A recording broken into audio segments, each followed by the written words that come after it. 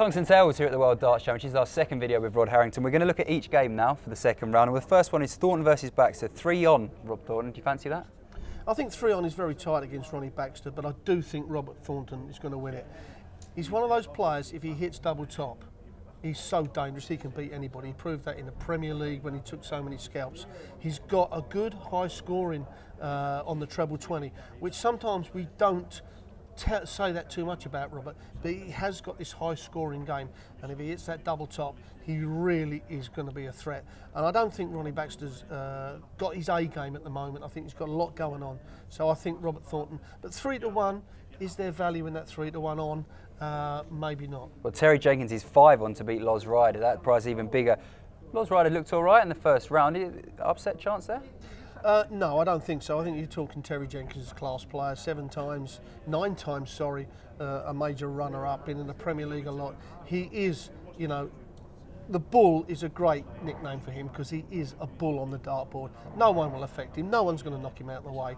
5's on. It is very tight. I think what you've got to do, especially with the Jenkins game and the Robert Thornton game, is look outside of that outright market. I think you've got to look at how many legs in the game, perhaps 180s, and I think that's where you can pick up some value in those bets.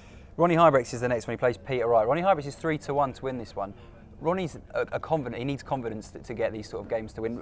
But Peter's not looked brilliant at times this year, so maybe a chance there. I don't think so. Okay. I think Ronnie Hybrex has got a good overall game, but it's a good few points behind Peter Wright. Peter Wright, for me, is a class player. You know, under pressure, Peter Wright can pull it out, and I think he will against Ronnie Hybrex. And I think he'll probably. I think Hybrex may get a set, but I think 4-1 for me in there is the bet. Okay, Chizzy versus Van der Part. Another one we might not be looking at the outrights, but instead looking inside that a bit more, something like 180s or sets per score. Certainly, I think the bet for me on this is the overall amount of 180s in the game, not individually, because Van der Pas has hit a lot of 180s and Chisnell certainly does. So William Hill will probably, I don't know, put it out about 8 or 9.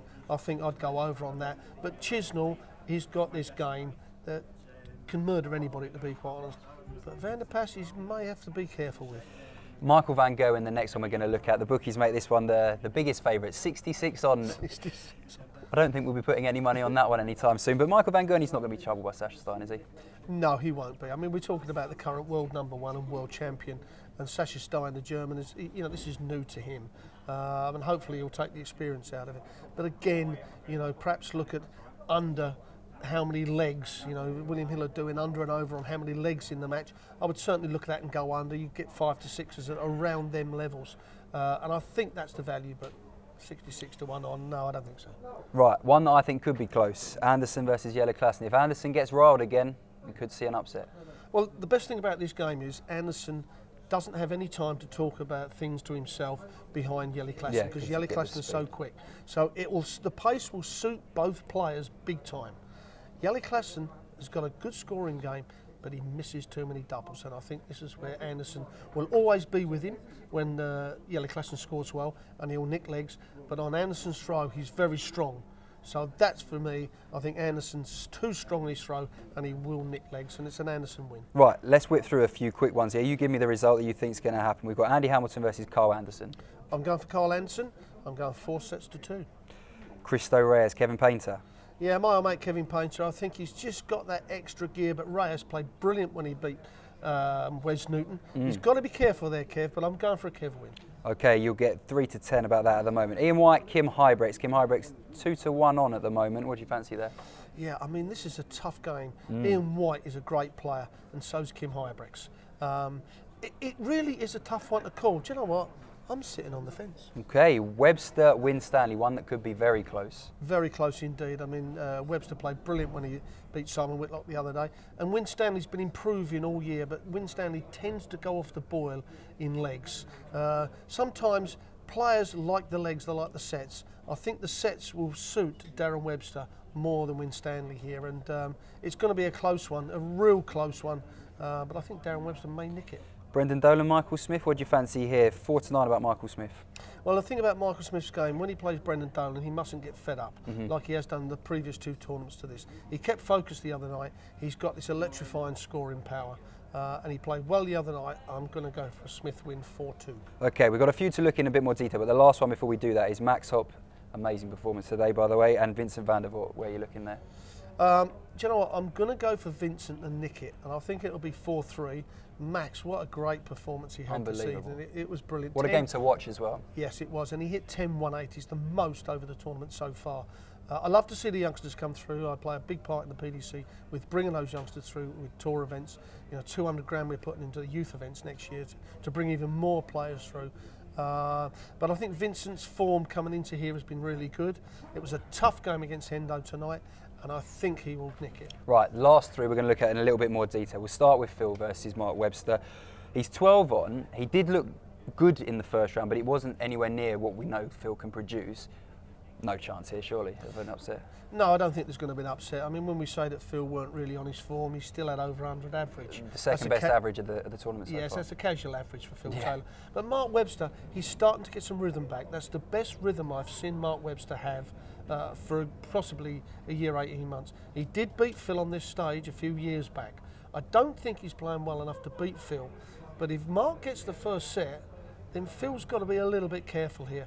But I've got to go and take the favourite. Of course. Okay, Barney. Let's talk Barney, because a player we know has form up and down, but his A game is top drawer. Not only could he go on and win this first match, could any chance of an overall victory for Barney? Certainly. If Barney gets his confidence going, the only thing that beats Barney is himself, and that's because of his confidence. He keeps putting himself down. If he goes 1 set down, you'll see a totally different Barney. And I mean, sometimes people's emotion are like this if they lose the first set. Barney is like this, and he crucifies himself in his own head. But the other night he played brilliant, and when we had a talk with him afterwards, he's in a good frame of mind. If he takes that frame of mind up there, he's going to take some stopping. Right, last game, and probably the closest one of the lot. James Wade versus Stephen Bunning. James Wade 4-6, 6-5 about Stephen Bunning. You separate them if you can. Oh, I can't separate them. I mean, you've got James Wade. His handle, the machine, is perfect for him. He's got this machine-like game. His overall game is brilliant.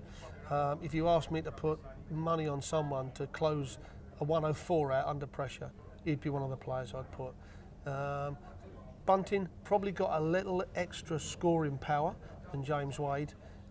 It's a tough one, a real tough one, and I'll probably sit on the fence because I personally can't split them. If I was a bookie William Hill, I'd have him 5-6-2. Rod, thank you so much for joining us. Have a great Christmas, my man, and we'll see you when we come back. There you go, Tungsten Tales still here at the World Darts Championship. We're going for our Christmas break now, but when we come back from that, myself and Paul Starr will be taking through all the second round matches. Have a great Christmas. We are always here keeping you at the sharp end of World Darts.